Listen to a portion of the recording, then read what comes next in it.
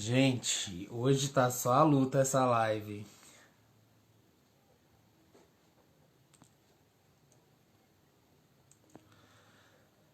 Hoje a luta tá. Gente, gente, hoje a luta tá posta, né? Vocês puderam perceber que a luta tá grande, né? Mas nós vamos seguir lutando. Deixa eu chamar a Giovana aqui. Claro que a gente precisa descansar também, né? Não precisa lutar toda hora, né, gente? E aí, irmã, como é que tá? A luta hoje tá incansável, você percebeu, Eu né? percebi, eu Nossa, percebi. O meu áudio sua tá voz dando. tá outra agora. Ah, pronto. É porque esse fone aqui, esse fone, ele se diz um bom fone. Um fone caro, um fone digno. Mas ele não é, como vocês É, puderam ver. China, né, amor, que chama. Mas vamos Sim. lá, Giovana. Voltando à pergunta inicial. Então, fala pra gente aí, o que eles não nos contaram sobre a história do Brasil, Giovana, sobretudo Uhum. sobre esse período inicial aí da, da ocupação do território.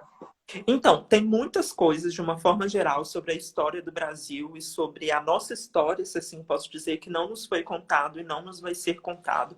E eu sempre gosto de dizer que talvez o maior culpado não seja os educadores e não sejam os historiadores, tendo em vista que nós somos totalmente sucateados por uma série de sistemas, dentre eles o Ministério da Educação, e dentre eles também as escolas e toda a instituição que regulariza os professores, então cada vez mais fica difícil da gente culpabilizar alguém por a gente não saber da nossa história.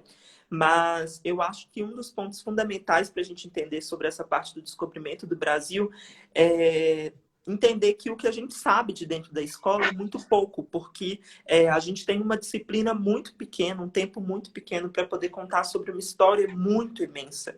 Então, enquanto professores de história, a gente sabe que as pessoas, o Ministério da Educação, ele prioriza outras disciplinas e deixa de lado a história. Mas a gente precisa de lembrar, antes de mais nada, que estudar e falar de história, ainda que seja muito chato, que seja muito cansativo, é falar de poder. E as pessoas não entendem isso, porque quem é que constrói a nossa história, quem é que narra a nossa história, os historiadores, eles constroem, eles têm um poder, tipo, muito potencial, assim, eles têm um potencial muito grande, um poder imenso de transformar todo o contexto que a gente vive, né? Vocês já pararam para pensar sobre quem vai escrever a história do governo do Bolsonaro que a gente está vivendo hoje? Então, assim, os historiadores, eles têm essa capacidade de literalmente mudar todo um contexto e toda uma narrativa. E foi o que fizeram com a história do descobrimento do Brasil, né? Que, na verdade, a gente sempre acha, desde o início, dentro das escolas, a gente se aprende que Pedro Álvares Cabral chegou 22 de abril, né? E aí ele estava em busca dos condimentos indianos, das especiarias e etc. E ele chegou aqui do nada. E aí que eu acho importantíssimo dizer que ele não chegou aqui do nada, né? Esse talvez seja o ponto fundamental. Porque se a gente for parar para pensar, foram uma das maiores tropas que Portugal fez de navegação foi com essa navegação que a gente fez, que chegaram até o Brasil. Ou seja, uma das maiores tropas, eu vou até ir tomando nota, porque é muita coisa de referência, etc. E eu vou até falar de uma forma mais descontraída, para não ser essa Sim. coisa acadêmica, chata, porque na escola a história já é tida como uma matéria muito chata. Então, eu não vou ser a historiadora chata, entendeu? Porque eu não sou também, então vamos, né, tornar mais didático e mais próximo essa troca de conhecimento. Mas, Adoro. então vamos lá. Tipo assim, a gente tem conhecimento de que foram total 14 embarcações que chegaram até o Brasil. Dessas 14 embarcações, a gente tem conhecimento que 3 delas eram caravelas que levavam 50 tripulantes, né, por aí, e outras que eram embarcações maiores, que eram naus, como são chamados, e que levavam cerca de mais de 100 tripulantes, 150 tripulantes. E aí que a gente tem noção de que essa foi uma das maiores, foi essa navegação, que foi a chegada deles até o Brasil. E aí que a gente tem conhecimento de que Portugal, nesse mesmo contexto, ele sofria muito economicamente e ele também tinha uma grande divergência com a França. Então, Portugal estava buscando se reconstruir economicamente. Nesse momento, Portugal pega dinheiro emprestado, pega dinheiro para poder realizar essa navegação, né? Essa expedição. Eles pegam dinheiro emprestado à esquadra de Portugal, de Genova e de Florença. E aí eles pegam esse dinheiro emprestado e eles chegam até o Brasil. Só que em 1499, antes dessa expedição ter acontecido até o Brasil e deles financiarem essa expedição, houve uma outra expedição que Vasco da Gama realizou até a Índia, para que ele tivesse conhecimento sobre como que era o caminho, o trajeto até a Índia, em 1499, um ano antes da expedição do descobrimento do Brasil. Então, desde um ano antes, eles já estavam expandindo e buscando explorar esse trajeto até a Índia. E aí que Vasco da Gama ele chega até a Índia, ele tem um conflito, ataca a Índia, ele volta para cá, e aí depois, quando ele volta, ele traz notícias de Portugal, de como é o contexto de lá, e ele conseguiu chegar lá. Então, digamos que os portugueses sabiam do trajeto. Assim, eu acho que esse talvez seja um dos pontos básicos. Então, eles sabiam qual era o trajeto que eles precisavam de realizar até a chegada às Índias. E esse Então não talvez foi seja um um ano acidente. antes. Não foi um acidente. A gente tem uma outra prova, que talvez seja uma das provas mais interessantes que eu já me debrucei muito a estudar para tentar entender. É uma outra prova que mostra para a gente que por volta de 1998, que foi 2 anos antes, a gente teve uma expedição de chegada ao Brasil pela costa do litoral ali entre o Maranhão e Pará. Ou seja, desde 1998 já haviam pessoas chegando no Brasil. Antes de 1500, a gente tem alguns registros de que houve uma expedição onde, me fugiu o nome da pessoa, os navios de Duarte Pacheco Pereira chegou no Brasil, né, há 2 anos antes. E aí que eles acredita-se, né? Claro que isso tem uma linha historiográfica e de pesquisa que ela diverge muito, porque enquanto historiadores e pesquisadores a gente busca a empiricidade, trazer a verdade, trabalhar com fontes reais, mas às vezes existem conflitos, né? Então existem contranarrativas sobre uma mesma história. Então, nesse sentido, existem historiadores que comprovam essa expedição de Duarte Pacheco em 1998 até o Brasil e que Portugal, já sabendo disso, manteve em sigilo para que os espanhóis e os seus outros rivais, se assim posso dizer, como a França, não soubessem e eles chegassem ao Brasil, ou não era o Brasil até então, né, mas chegassem a essa possível terra que eles queriam desbravar na América. Então, assim, eles sabiam que ali tinha um grande potencial e que era uma terra que podia ser explorada. Então, nesse sentido, a gente consegue entender que nesse contexto todo tem umas divergências aí, que as coisas não aconteceram como a gente entende. Então, assim, já havia um plano. E aí, se você pensa que essa é a maior expedição e que pediu dinheiro para eles virem até o Brasil e que eles já chegaram aqui antes, a gente subentende mais coisa ainda. A gente subentende que o quê? Que eles já sabendo dessa terra, eles mantiveram isso em sigilo e posteriormente eles se organizaram economicamente, buscando recursos para vir até essa terra. Tanto é que é uma expedição muito grande, não houve nesse contexto em Portugal uma expedição tão grande como a de chegada dos portugueses aqui nas terras tupiniquins. É isso.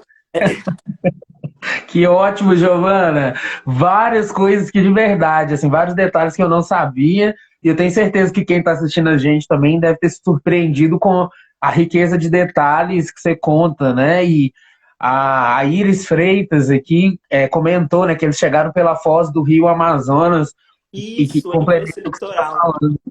Bem interessante. Então a gente pode é, chegar ao ponto, né, de que eles não chegaram aqui por acaso. Houve um grande investimento econômico nesse processo, né, estratégico, e que isso revela várias outras coisas, então, Giovana, que não nos contaram na escola. Eu estou super curioso, eu quero ouvir mais. E nesse contexto, eu me lembro, assim, vagamente, né, na minha precária formação inicial em história, né, depois eu fui estudar história mais focado em história da arte na faculdade, mas a história da arte, inclusive, não perpassa pelo Brasil, acredite, querida. Mas Eu vi uma pessoa, a Iris comentou sobre só pesquisar. E aí eu acho que também tem um outro lado que é muito além do só pesquisar, que eu acho que é o acesso, né? Porque assim, É muito Sim. difícil para a gente ter acesso à noção, talvez, social, analítica ou crítica de que a gente precisa de pesquisar sobre a nossa história. E, às vezes, não são todas as pessoas que estão dispostas a fazer isso e sabem quais são as metodologias de uma pesquisa.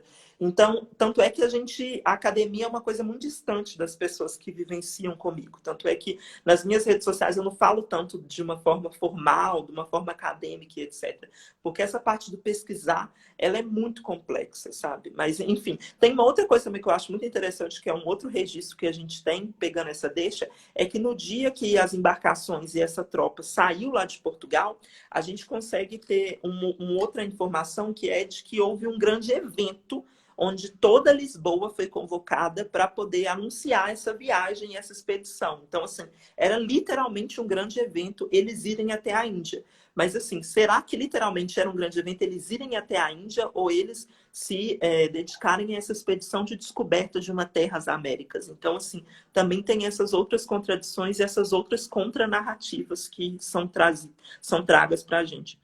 Não sei se foi Excelente. certo. Não, perfeita. Nesse contexto, assim, né, porque eu me lembro também de alguns pontos, assim, que são bem, inclusive, estereotipados sobre essa história, sobre a famigerada carta de Pero Vaz de Caminha, né? Pero Vaz de Caminha foi o escrivão, né, que esteve nessa expedição, né, nesse processo de expansão marítima, e ele estava numa dessas caravelas, né, junto lá com o grande Pedro Álvares Cabral. Ironia à parte, é porque às vezes falar dessa história, assim, eu uso um pouco de ironia porque essa história imposta até hoje no século XXI, sabe? E a gente perceber, né, na nossa convivência cotidiana, né, várias práticas que nos colocam ainda num lugar de colonizado, né, seja a partir da formatação de alguns processos educacionais, seja a partir dos processos políticos postos, né, as castas políticas, nos remetem direto. Mas sobre o Pero Vaz de Caminha, Giovana, o que eles também não nos contaram nessa carta, sobre essa carta de Pero Vaz de Caminha? A gente sabe que, segundo a história oficial, essas embarcações chegaram na costa da Bahia, certo? Uhum, sim. Então, Pero Vaz de Caminha, ele caminhava, caminhava, caminhava e não saía do lugar. Porque ele é uma incógnita. Mas, assim, na verdade, ele não é tão incógnita. Mas, assim, Pero Vaz de Caminha, para início de conversa, ele caminhou, caminhou, caminhou, tanto que ele se perdeu, gente. Porque ele nem era um escrivão. Ele ia ser um... Não, também não. Irmã, Não, gente, mas é verdade. Eu tô sendo desculpa, bem... vamos lá. Desculpa, Mas Pero amiga. Vaz de Caminha, na verdade, se a gente for analisar, ele caminhou e viajou tanto que ele não era um escrivão, ele era um contador que ia ser encaminhado para essas relações entre a Índia e Portugal.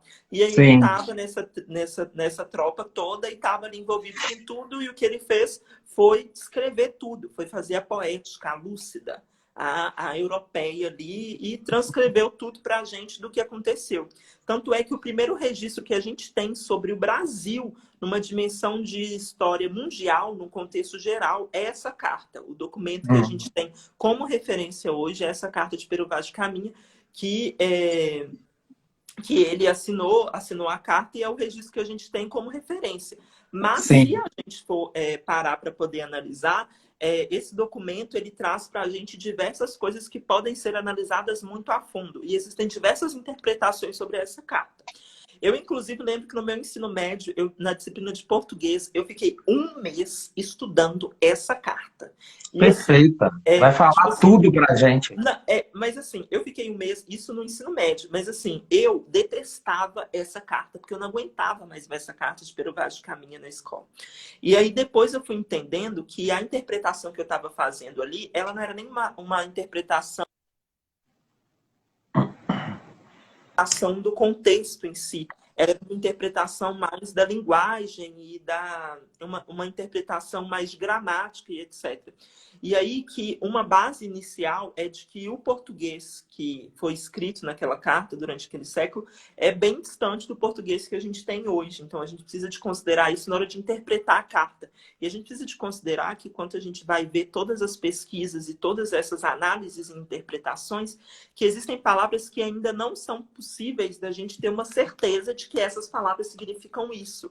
Então eu não posso dizer, enquanto historiadora, que tipo caminhava ali à direita, sempre que talvez o direito... É um exemplo, tá? O direita pode ser interpretado como esquerda na linguagem anterior que a gente tinha. Então, é uma interpretação que também ela precisa de ser feita de uma forma mais linguística e tal, que não é a área que eu domino. Mas essa Sim. parte mais do português que a gente tem uns relatos que a gente tem muito específicos sobre o primeiro contato dos portugueses com os indígenas. E a gente percebe que os indígenas, literalmente, eles eram extremamente passivos, tranquilos, e eles eram festivos, né? Tipo assim, a gente tem registro de que houve um encontro entre os indígenas e os portugueses, eles fizeram uma grande roda, o português começou a tocar e eles começaram a dançar. E aí, assim, a gente não sabe até que ponto esse é um registro que a gente tem real ali, né, empírico, verdadeiro, histórico, mas eu não sei até que ponto que realmente os indígenas, ao encontrar aqueles portugueses, eles ficaram, né, ali rodando e etc, e dançando. Então, assim, há muitas contradições e muitas interpretações, assim como a gente também pode ter uma outra interpretação, que é em relação a como eles visualizavam as mulheres indígenas. Tanto é que tem um trecho que faz uma comparação das mulheres portuguesas com as mulheres indígenas desde essa carta. E também, para além disso, tem uma outra variável, que é que as pessoas, quando vão falar da descoberta do Brasil, da chegada dos portugueses para cá, todo mundo já fala do caminho, saiu de lá, veio para cá. O que aconteceu nesse caminho? E aí que essa carta registra isso, e tem outros registros que trazem para a gente de que durante essa viagem, cada tripulante, cada marinheiro, assim posso dizer, tinha 2 litros de vinho por dia. Por Tipo, dia eu li isso. por dia eles tinham 2 litros de vinho, eles tinham alguns alimentos hidratados e mantidos secos para que eles conseguissem comer. E aí que era majoritariamente homens que viajavam, mas existem, no caso da expedição para o Brasil, não existe esse registro, mas era comum que algumas prostitutas, algumas mulheres vinham também escondidas dentro dessas embarcações, mas no caso do Brasil a gente não tem nenhum registro sobre isso. Mas é importante dizer do quanto que esses homens, mantidos por cerca de 1 mês dentro desses navios e não tinham um desejo insaciável de se relacionar com mulheres. Então, existem relatos de abusos dentro da navegação entre os próprios homens e também abusos, claro, que a gente sabe, com a chegada deles até o Brasil, né? É importante dizer que quando esses portugueses chegam ao Brasil e vão se deparar com mulheres indígenas totalmente nuas, e ainda por cima depiladas, é um grande choque. É importante dizer depiladas porque no contexto europeu, naquele contexto, a gente tem uma dimensão totalmente diferente das mulheres indígenas e latino-americanas que usavam pedaços de árvore não, algumas escamas de peixe específica que eram secas e aí depois elas usavam para se depilar e etc. Então, era comum que os indígenas tivessem sempre as suas partes pubianas depiladas, até isso culturalmente. E aí que, quando os portugueses se deparam com isso, é assim, o auge, né? Porque aqueles homens estão 1 mês dentro do barco, vão se deparar com aquelas índias, e aí é o caos e o momento de abuso ensurdecedor desses corpos e dessas copas. Então a gente vai para essa prática genocida também e vai alimentando ela desde o momento que eles pisam ali, que é uma invasão também corporal, né? Que eu acho que, para além da invasão física de localização, também é uma invasão corporal, assim, tipo, porque aquelas mulheres elas foram invadidas literalmente a partir do momento que eles pisaram naquela terra. Eles usavam, né? A Iris está falando aqui, escamas de pirarucu, e além das escamas, eles usavam algumas conchas também, que eram afiadas, assim. Eu cheguei a ler sobre isso, e é bem curioso. E o que me espanta muito, né, Giovana, essa a narrativa do colonizador, que conta sempre a história a seu favor, né? E esse romantismo aí, dito na carta de Pero Vaz Caminha, de que os indígenas e os colonizadores, né, fazem uma grande roda e dançam, né, esses caras que estavam um mês sem tomar banho, é bom lembrar, né? Fiz uma live com a Avelyn Buniacá na segunda-feira sobre a resistência indígena, né? Coisa que o colonizador não aprendeu e muitos até hoje é tomar banho, né? A questão do asseio, que é uma prática dos povos tradicionais e é sempre bom relembrar isso, né? Higiene. Mas, Giovana, o que me espanta muito é a falta da narrativa dos conflitos, da resistência indígena que surgiu, né? Obviamente, de forma natural nesse momento, né? Essa narrativa posta de que os indígenas são preguiçosos, são passivos, e que ali se inicia um grande escambo, né? Onde eles chegam com a espada, com a cruz, que é importante, a gente, acho que é a próxima pauta, a gente entrar nessa questão, né, do catolicismo, que foi muito violento, né? O cristianismo, nesse contexto, e que deixou várias marcas no que a gente vive até hoje, né? Sendo do ponto de vista de hegemonia.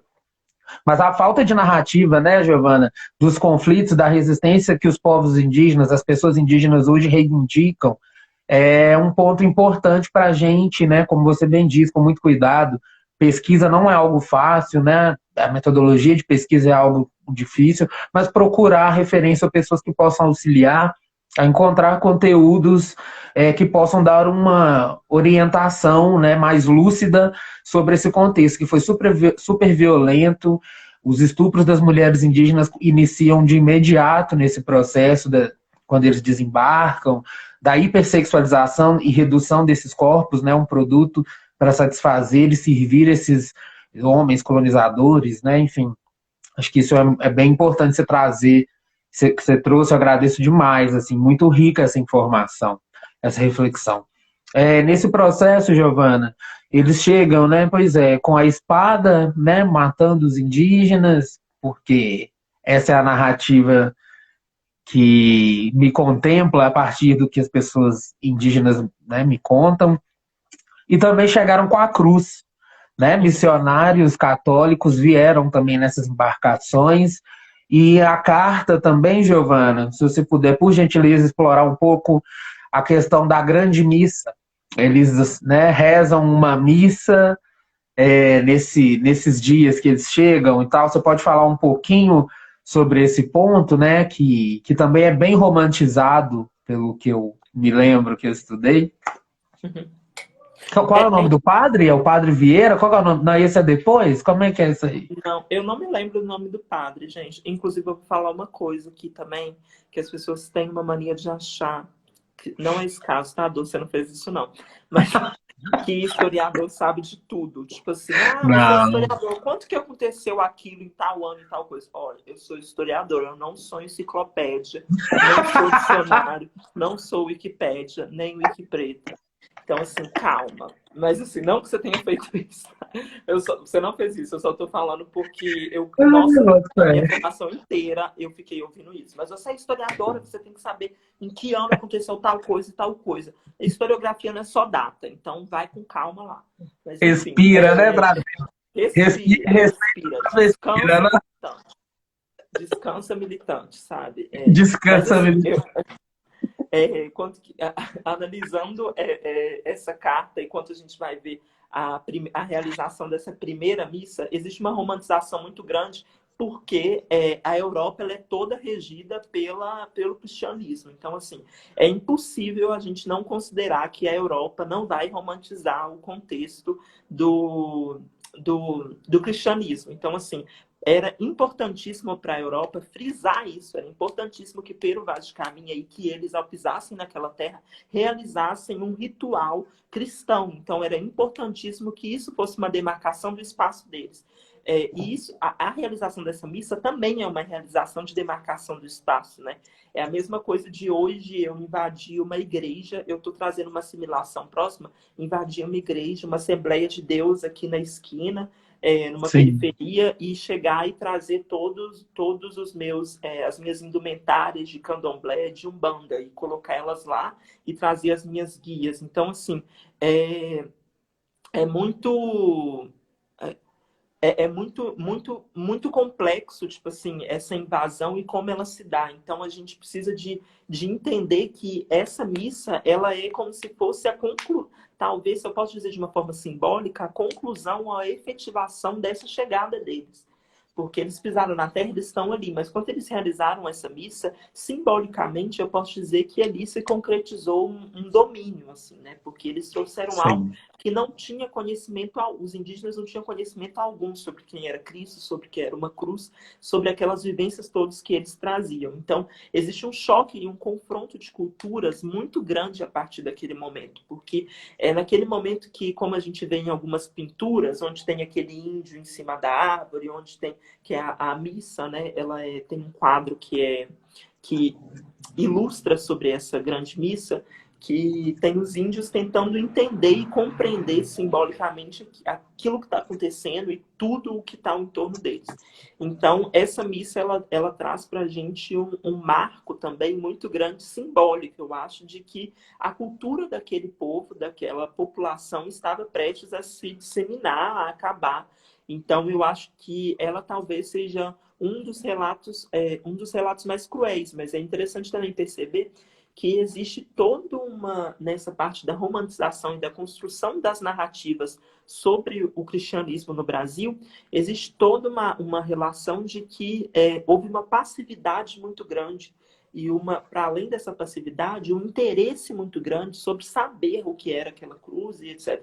Mas eu imagino um outro contexto, porque assim, é impossível eu chegar em Marte agora e não querer ver como é um ET de perto. Tipo assim, eu vou me aproximar, tipo, eu vou querer saber, porque eu tenho curiosidade, é humano aquilo, entendeu? Então, assim, Sim. você falar que você se aproximou por um interesse, como tem alguns os relatos de Pero Vaz de Caminha trazem para a gente, é muito problemático, né? Porque, assim, não é um mero... Essa aproximação, ela traz uma questão que é natural do ser humano, que é, ao se deparar com o estranho, com o desconhecido, a gente quer buscar compreendê-lo ou a gente vai buscar confrontar com ele.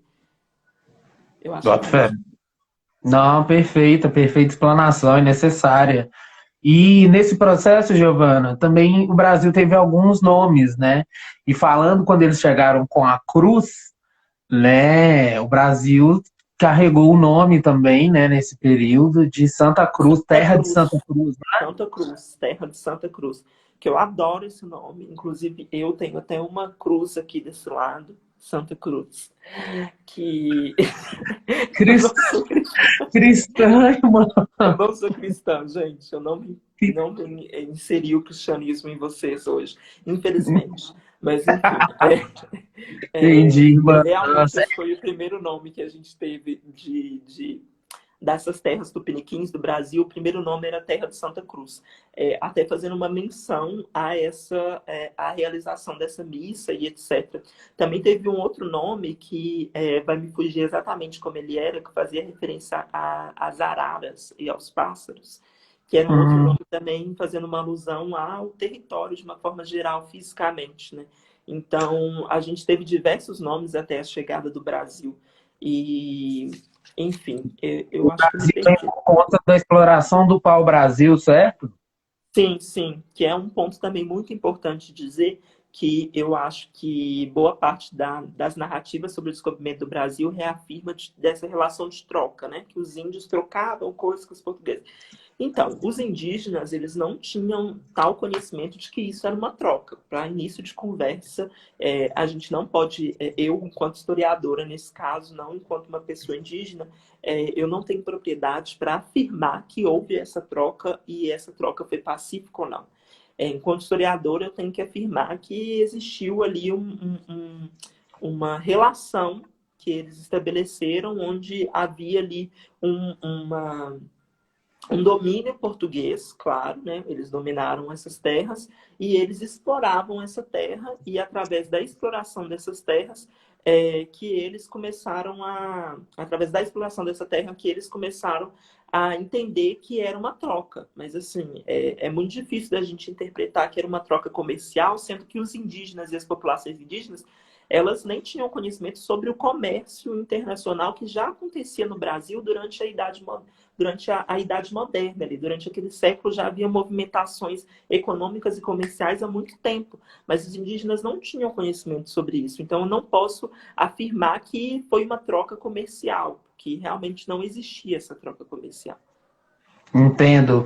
É importante, Giovana, assim como você bem contextualiza, frisar, né, que nesse processo de expansão marítima, o que motivava as expansões marítimas era o lucro, né, a partir do mercantilismo, na verdade, né, e com essa lógica da superexploração, né, das commodities, e que muito do que foi ainda cristalizado nos continentes que foram colonizados, como por exemplo a América Latina, é essa perspectiva, né, desses territórios serem fornecedores de commodities, né? Eu cheguei a ler alguns relatos, historiográficos, inclusive, de que a costa brasileira, né, de início, essas essas áreas eram super exploradas, né, e foram devastadas rapidamente na exploração do pau-brasil, né, que foi a primeira commodity assim, a ser exportada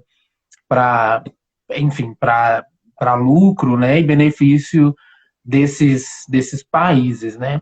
E nesse processo, Giovana, claro que assim, é bom as pessoas entenderem que a gente está estabelecendo um diálogo também, de certa forma, né, anacrônico, a gente não está fazendo, nós não estamos aqui para fazer uma linha do tempo, né, ano a ano, ponto a ponto, até porque para isso até porque para isso a gente vai precisar de uma graduação durante 4 anos. E aqui, então, a ideia é que a gente aborde alguns pontos que tragam algumas curiosidades ou que possam também trazer algumas revelações. Falei igual a pastora agora, né? Mas trazer algumas revelações alguns temas. Ai, Giovana, gente, algumas revelações sobre alguns fatos históricos que se conectam com o que a gente vive hoje, né? Como, por exemplo, passado aí, né, alguns anos, o processo do Tratado de Tordesilhas, Giovana. Você poderia falar rapidamente um pouco sobre como se deu esse processo, porque essa questão do território, né, no Brasil e a sua distribuição, ela impacta hoje, né? Direito ao território é algo que atravessa a história do Brasil e que ainda hoje é um desafio, né, para que as pessoas tenham esse direito concretizado, enfim. Eu queria só falar uma coisa antes, que era que boa parte das pessoas não tem conhecimento sobre o termo que é anacronismo. Anacronismo, gente, é você pegar uma coisa de um tempo e colocar dentro de outro tempo. Hoje, por exemplo, não existe ficar invisível. E aí eu falei que em 2020 eu fiquei invisível. Eu estou colocando uma coisa de um tempo que não existe. A mesma coisa eu cometi o anacronismo de achar que, infelizmente, historicamente, eu não posso dizer que existia LGBTfobia durante... Eu não posso dizer que Cristóvão Colombo foi LGBTfóbico, ainda que talvez ele tenha matado diversas pessoas LGBTs. Por quê? Porque o conceito LGBT ele surge em um outro tempo. Então, assim, eu não posso colocar uma coisa de um tempo dentro de outro tempo. Isso é a base da historiografia, que é o anacronismo. Então, a gente não pode cometer não pode cometer anacronismos. A mesma coisa quando a gente vai reafirmar que o senhor de Engenho, ele era racista. E a gente precisa de entender também, eu sei que essa é a parte mais complexa de todas, porque assim, literalmente a gente não quer entender isso. Eu, inclusive, já briguei demais com diversos historiadores e até educadores e professores meus sobre negar que os senhores de escravos eram racistas, mas a gente precisa de entender que a concepção de racismo que nós temos hoje não é a concepção de racismo que existia durante o Brasil colônia, se assim posso dizer. Então, é muito difícil de eu dizer que ele era racista, sendo que ele vivia em um contexto onde que a economia era mantida por meio do sistema escravocrata. Então, assim, essa é uma base de tudo para a gente começar essa discussão sobre a história e tal, mas que a gente avançou para outras coisas e eu acabei não falando, peço desculpa. Perfeita, mas é super necessário. Obrigado, Giovana, essa contextualização, porque o objetivo também desse diálogo na live é que a gente seja pedagógico, né? E isso você faz com maestria, só força, tudo nosso.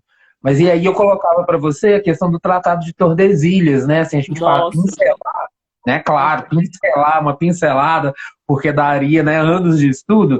Mas nossa. quem foram esses primeiros donos da terra, Giovana? Assim, não sei, como se deu esse processo? Você pode trazer algum dado que possa elucidar um pouco essa questão?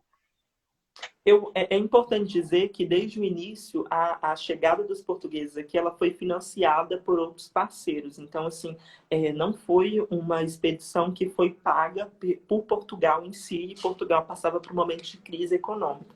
Então, a gente pode dizer que o Brasil foi um alicerce, um território em grande potencial para que para que Portugal conseguisse se desvincular dessas dívidas e dessas relações problemáticas e conflituosas com outros países, como a França, se assim posso dizer.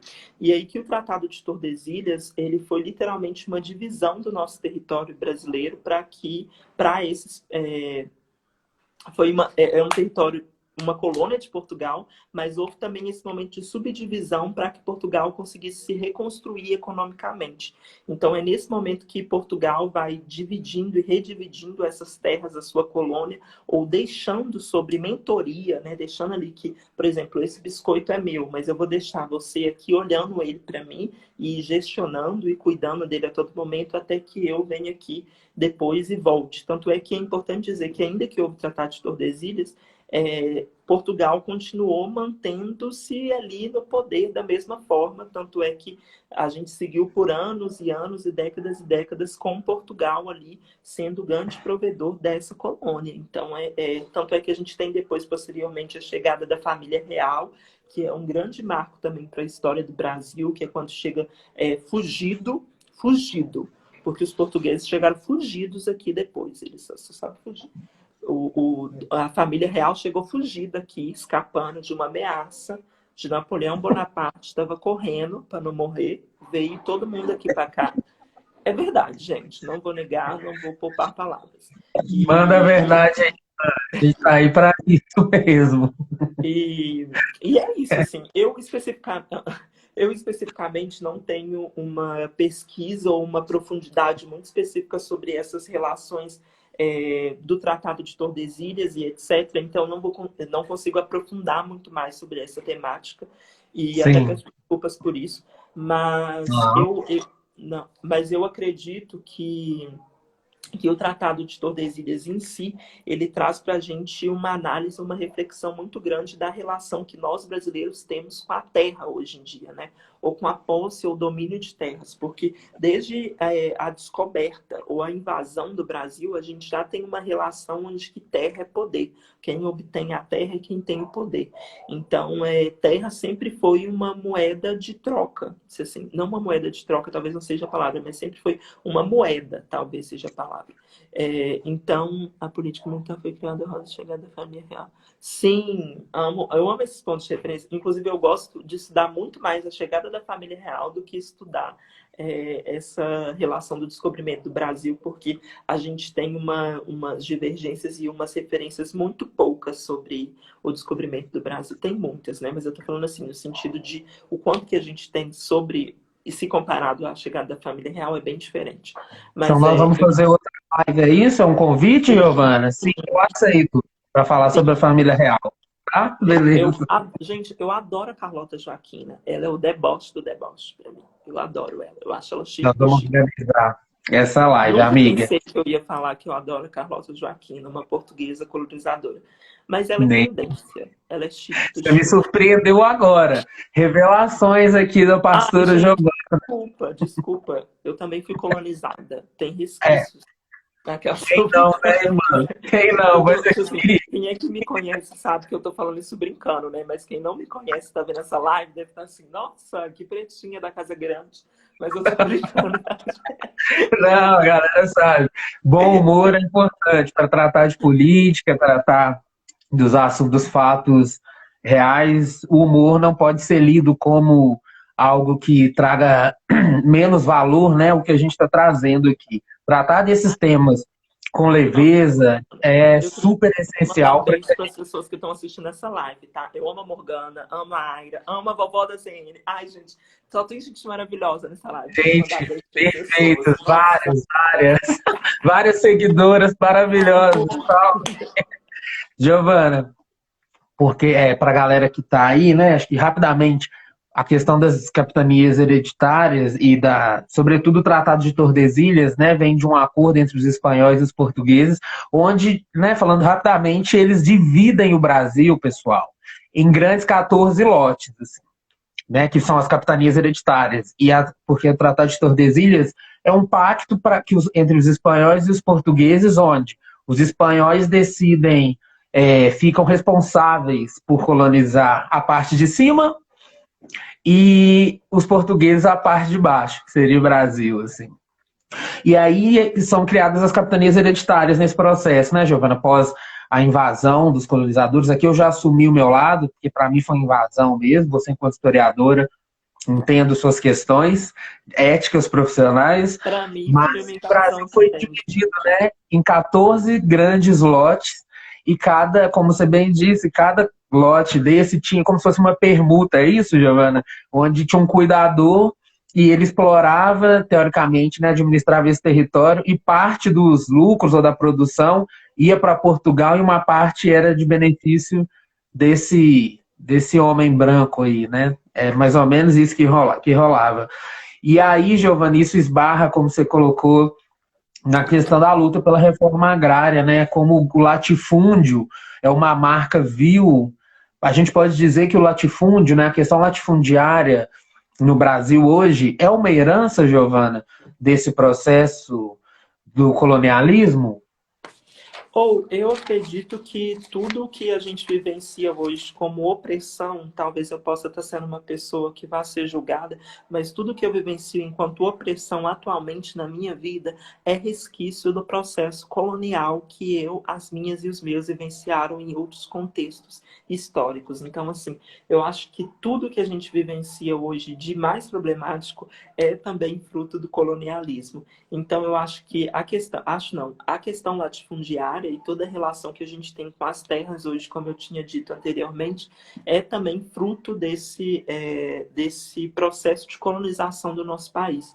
E aí que eu acho que talvez um dos maiores frutos que a gente tem também, se assim posso dizer, parte da nossa língua, do nosso falar, do nosso o falo, né, aqui, o ser verborrágica, porque eu falo português, qual é a origem dessa língua, né, e por que eu não sei e não tenho conhecimento, eu, Giovana, especificamente, boa parte de vocês que estejam assistindo essa live não tem conhecimento sobre nenhuma língua nativa dos povos indígenas, porque que eu não sei falar a língua dessa população que ocupava e ocupou essa terra muito antes dos portugueses. Então, isso também é um resquício do colonialismo, assim como a gente tem também as nossas relações econômicas, de uma forma geral, assim como você falou sobre o lucro, isso tudo se baseia no contexto do colonialismo, né? Porque tinha essas relações de troca, essas relações de permuta, se assim posso dizer, mas, na verdade, tudo era pautado no lucro, assim como tudo hoje também segue sendo pautado no lucro. Assim como também o tráfico humano, ele surge junto com esse processo de colonialização. E o que o tráfico humano trouxe para a gente hoje, né? A gente trouxe para a gente todas essas relações emblemáticas de conflito e de herança da escravidão, por exemplo. Tipo assim, hoje, quando a gente vai falar dos resquícios da escravidão, que é fruto do colonialismo, eu acho que eu daria um textão aqui imenso sobre qual é o lugar que o negro ocupa na sociedade atualmente, que os indígenas ocupam na sociedade atualmente, se comparado a uma população é, hereditariamente, é, hereditariamente Explorar. europeia, se assim posso dizer. Então, é importantíssimo a gente repensar sobre isso e repensar sobre o que é fruto do colonialismo na nossa vida. E aí que nesse momento que eu também entendo que o colonialismo trouxe algo para a gente que, se a gente for analisar, é mais profundo ainda, que é o sistema genocida. O sistema genocida, na minha concepção, e o genocídio em si, e o que a gente discute e conceitua como genocídio, é recente. Mas que, na prática, esse sistema genocida, ele se estabelece muito dentro dessas terras por meio do colonialismo. Então, é importantíssimo dizer que o genocídio da população negra, o genocídio da população indígena, ele já se deu desde muito tempo que a gente está falando aqui. Então, é justamente Sim. por isso que o genocídio também é resquício desse colonialismo. E, Enfim, tem outras Giovana, coisas. Ah, desculpa te interromper, não é porque você traz esse ponto. Segunda-feira eu fiz uma live com a Avelin Buniacá Cambiuá, que é ela está professora até também. aqui, inclusive. Ela tá aí assistindo a gente, que ótimo. E a Beijo. Avelin colocou isso, né, Giovana? Eu só queria, não, é só fazer um adendo na sua fala, que é sobre a questão de o maior genocídio da história da humanidade foi o genocídio dos povos indígenas, né? O continente americano, né, as três Américas, né, os povos indígenas que eram majoritariamente, né, presentes aqui foram dizimados. É importante a gente ter noção que, junto à história do Brasil, essa é uma marca, né? Pensando nessa primeira etapa, né, onde chegam essas caravelas, né, na costa, enfim, esses povos foram dizimados. E um dado também importante que a Avelin nos trouxe, Giovana, que o Brasil, no continente americano como um todo, nas três Américas, é o país onde restou a maior população indígena, né, que são 800 mil Uhum. indígenas.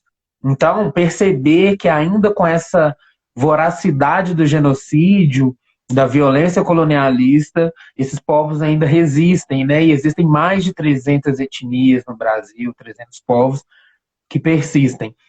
Isso era só um ponto que eu queria fazer um adendo, porque eu acho que é um ponto, acho não, eu acredito que é um ponto super relevante e que hoje exige uma corresponsabilização nossa, né, também, de se implicar nesse processo de reivindicação dos direitos também dos povos indígenas, junto aos povos negros, e que são também povos tradicionais.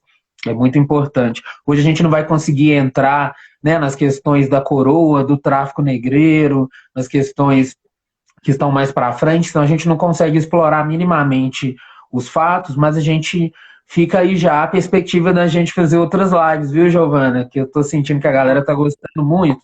Eu quero te perguntar, além do genocídio como essa grande herança, que eu concordo plenamente com você, que o colonialismo deixa e que segue em curso, né, no nosso país e no nosso continente, quais outras heranças você destacaria, Giovana, na política, entendendo, né, que mesmo com os processos, né, pós invasão do continente, instauração aí, né, dos reinados e, enfim, dos processos da República, né, que também dariam várias outras lives, essas outras etapas da história do Brasil. A gente sabe que hoje o fazer político institucional no Brasil é um desafio para pessoas como nós, né? A gente luta para ocupar a política, para pautar justamente essa contranarrativa descolonizadora, né? Onde caibam essas verdades como as que você tanto está compartilhando aqui de forma muito generosa com a gente. Então eu queria saber mesmo quais outras, se você também, né, às vezes também você não destaca, claro que você não é obrigado a nada, mas se você destaca outras heranças do colonialismo, sobretudo no fazer político, nas instituições, enfim. Queria que você falasse um pouquinho sobre. A gente falta, Giovana, só para te contextualizar, nós temos mais 10 minutinhos assim de live. Então a gente parte para explora um pouco esse ponto e aí a gente parte depois para as considerações finais. Vou ler algumas perguntinhas que o pessoal mandou aqui, beleza? Sim, Vai lá. eu vou ser bem objetiva também para a gente poder partir para as conversas. Mas como eu disse anteriormente, eu acho que quando a gente for parar para poder analisar tudo que é resquício do colonialismo no nosso dia a dia, a nossa cabeça começa a bugar e a gente vai entender que boa parte das nossas relações, até interpessoais e pessoais, elas se baseiam nesse sistema colonial. Assim como também eu posso dizer que o nosso sistema, o nosso sistema, político, se assim posso dizer, atualmente, para além do que a gente subentende como democracia, se baseia também nessas práticas coloniais. Um exemplo que a gente tem hoje é o desenvolvimento do coronealismo no Brasil, sobretudo no Nordeste, sobretudo nessas terras que estão mais distante do contato urbano, se assim posso dizer, onde a gente vê que existem ali senhores que detêm essas terras e que a gente vê também outra relação que é a tomada das terras indígenas, das demarcações das terras indígenas. No sentido, dentro das instituições, a gente vê as manchas desse colonialismo, quanto a gente percebe alguns preconceitos culturais e civilizacionais que vieram por meio desse sistema colonial. A gente já pode citar aqui como o racismo, como para além do... Nossa, me fugiu agora uma palavra, mas eu ia falar sobre...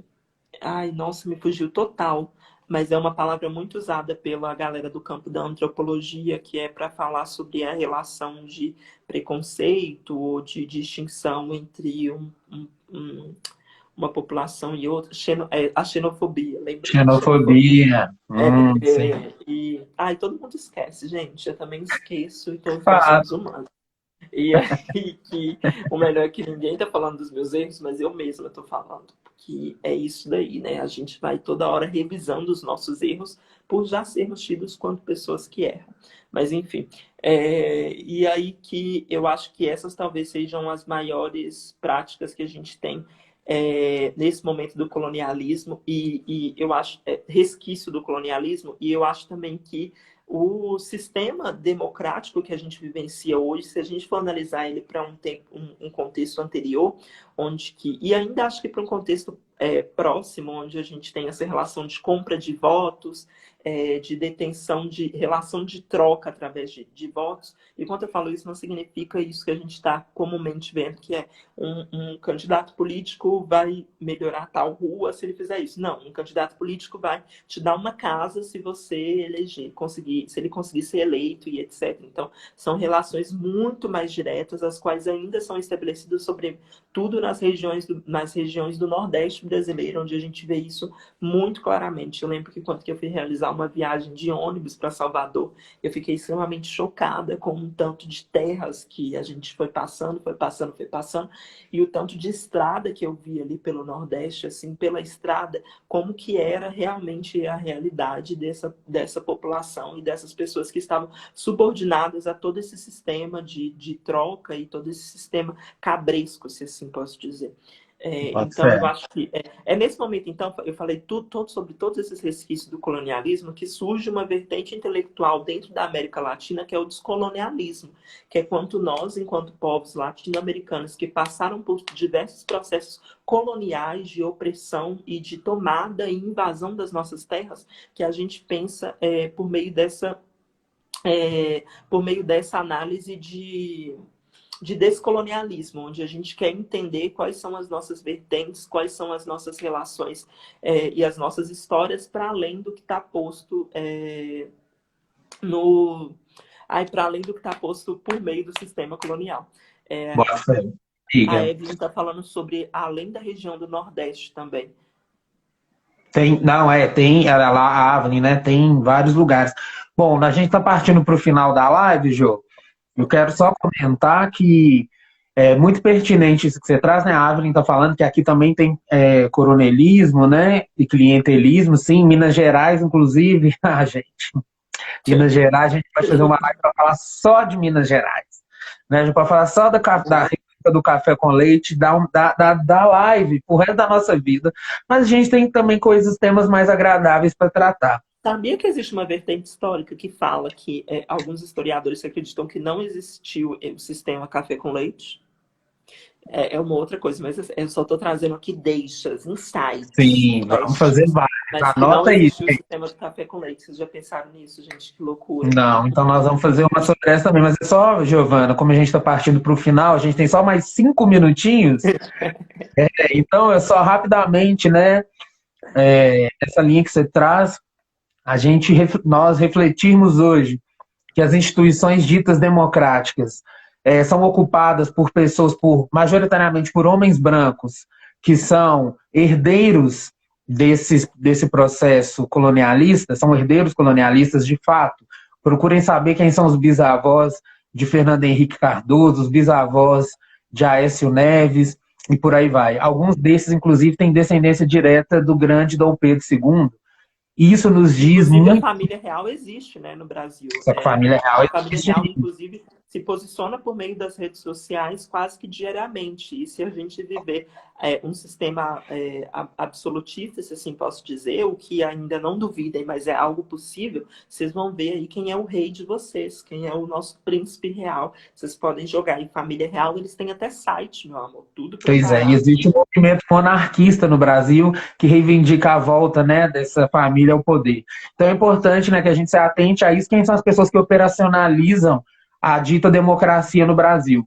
São herdeiros de pessoas que tiveram interesse, que cunharam, deixaram grandes marcas, como você colocou, né, do genocídio, né, o clientelismo, o coronelismo, e as instituições hoje sofrem com a presença majoritária dessas pessoas. Acredito que na democracia elas têm o direito de estar, mas só elas. Isso não configura democracia, isso configura a reprodução de um outro sistema que a gente precisa talvez dar nome, né, em criar um outro nome para poder sintetizar. Giovana, e nesse sentido, antes da gente acabar, a gente tem mais alguns poucos minutinhos, eu gostaria de saber se você tem alguma dica de algum conteúdo, algum filme, algum site, algum perfil no Stories, ou o seu próprio perfil, seu próprio site pessoal, para que as pessoas que estão aqui pegando a visão desse papo de futuro que a gente está dando, possam depois continuar a pesquisa, né? Você, como uma profissional de pesquisa, da educação, que tem toda a legitimidade para falar disso, sobre o processo de metodologia de pesquisa, como é complicado e como não é simples, e eu concordo plenamente. Então, se você puder deixar rapidamente, de qualquer forma, ao acabar da live, as indicações que você fizer, a gente não vai ter tempo de você explicar detalhadamente o que é cada uma, mas eu vou vou compartilhar no Stories, vou te marcar as suas recomendações, beleza? E aí, o que você fala, o que você indicaria para a galera, assim, rapidamente? Bem rápido. O filme A Chegada do Brasil, do Humberto Mauro, que é um filme, assim, um pouco problemático, em preto e branco, meio cult, assim, sabe? Meio cultzinho, mas que é muito legal. Eu também indico o filme da Carlota Joaquina, que não fala especificamente sobre o Brasil, sobre o descobrimento do Brasil, mas que eu acho que é fundamental para a gente entender o redescobrimento do Brasil durante a chegada da família real, onde há uma mudança total dentro da lógica do Brasil. E, para além disso, também eu indico uma referência mais bibliográfica para quem tiver interesse, que é do... Me fugiu o nome do historiador, mas que eu vou mandar para o Du e o Du vai mandar para vocês, mas que é uma referência mais densa para quem tem interesse em desenvolver mais pesquisa e etc. Essa tá mais interessante. Quem é que não me acompanha nas minhas redes sociais, quiser trocar uma ideia, é só clicar aí no meu perfil. Todos os meus perfis têm o mesmo nome, Transpreta, então me segue lá, vamos conversar, vamos interagir no Twitter, no Instagram, no Facebook, que eu também uso, e em tudo aí, na vida, entendeu? Bora trocar conhecimento, bora estabelecer trocas. Perfeito, amiga. Só força. Eu vou ler aqui alguns comentários, Jo, rapidamente, mas as pessoas fiquem à vontade para entrar em contato com a Giovana, gente, no direct, comigo também. Estamos à disposição para somar aí e fortalecer outras narrativas contra-hegemônicas que não sejam essas narrativas que foram impostas por pessoas que sempre dominaram, né? É importante a gente perceber de onde vêm essas histórias e fazer análises, obviamente, baseadas em evidências, análises baseadas em pesquisa, né, em método científico, para que a gente possa, de fato, estabelecer outras narrativas onde os nossos corpos dissidentes, né, os corpos das pessoas trans e a intelectualidade das pessoas trans caibam, os corpos dos homens negros, gays caibam, das pessoas LGBTs como um todo, das pessoas periféricas, das pessoas indígenas. Essas intelectualidades existem. Nós produzimos saber e conhecimento a todo momento, né?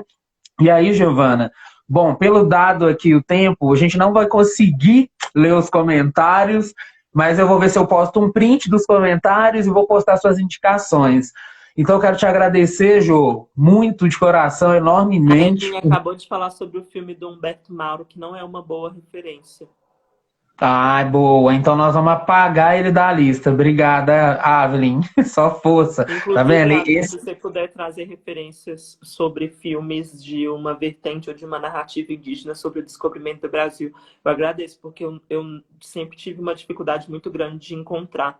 E não estou falando aqui como uma pessoa que quer tudo mastigado. Como boa parte das pessoas quer que a gente faça o Wiki preto, o Wiki indígena, mas eu gostaria muito de receber também essas referências. Ai, que ótimo. Pode deixar. Eu te passo o contato da Aven. Ela deixou também na nossa live de segunda-feira várias referências de organizações indígenas, né? A Aven fez uma recomendação, Giovana, muito interessante. Quem quer apoiar as causas indígenas, quem quer consumir conteúdo, sigam os perfis ou os contatos, os canais de contato dos próprios povos, das próprias etnias, né? Então tem o perfil do povo Cambiuá, o perfil do povo Machacali, que são eles mesmos que administram e gerem isso, do que de instituições que são geridas por esses herdeiros aos quais a gente está tratando, né? E, por fim, é importante, né, nesse processo, fica a reflexão de como a gente pode estabelecer também, como sugestão da Gilmara Maqueba, nossa amiga, né, de como a gente pode estabelecer processos de convivência com os herdeiros, né, de quem veio nas caravelas, de quem constituiu os bancos no Brasil e as empresas, enfim. Miga, quero te agradecer. A gente tem mais Eu que 15 agradeço. segundos e ele é todo seu. Eu que agradeço, gente. Muito obrigada pela troca e por lembrar que nossa intelectualidade ela é muito mais ampla. A intelectualidade de pessoas trans são muito mais ampla do que vocês imaginam.